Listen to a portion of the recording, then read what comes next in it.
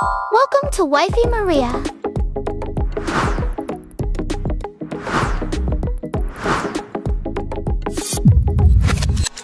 Sa ngayon ay hindi pa rin talaga ako nakakapaglinis dito sa aming munting tindahan. Kalat-kalat pa nga yung aking stocks kung saan-saan dahil nga hindi pa tapos yung ginagawa ng aking pamangkin dito sa harap ng aking munting tindahan. So kung nakikita nyo mga ka-wifey, may mga part pa nga na hindi pa natatapos ng aking mga pamangkin. Dahil nga ang dinouble coat pa lang nila ulit ay doon sa labas para mas maging matingkad at mas maging maganda yung kulay nung nasa labas na natapos nila kahapon. So ito na nga po pala yung update at pagkukulay nila sa taas ng roll-up. Yung pinaka-box ng roll-up ay pinakulayan ko na rin ng puti. Sa part nga na ito mga ka-wifey, makikita nyo nga medyo darker nga yung kulay niya compare nga doon sa pang second coat dahil iniwanan nga nila kahapon para matuyuan pa ng mabuti.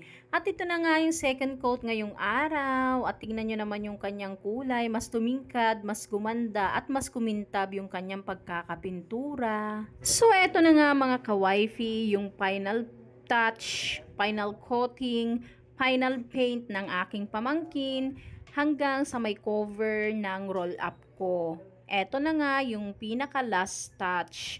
So tignan nyo naman yung kulay, buhay na buhay at talagang tumingkad at gumanda yung harapan ng aming munting tindahan. And after ngang ma-finish ng pamangkin ko yung pinakaharap ng aming munting tindahan, ipina-final coating ko nga yung dito sa lagayan ng mga paninda kapag may mga bumibili at dito nga to sa may loob ng aming munting tindahan. So mga ka-wifey, ito na nga yung before ng harapan ng aking munting tindahan. O diba tignan nyo naman, Diyos ko napakadugyot.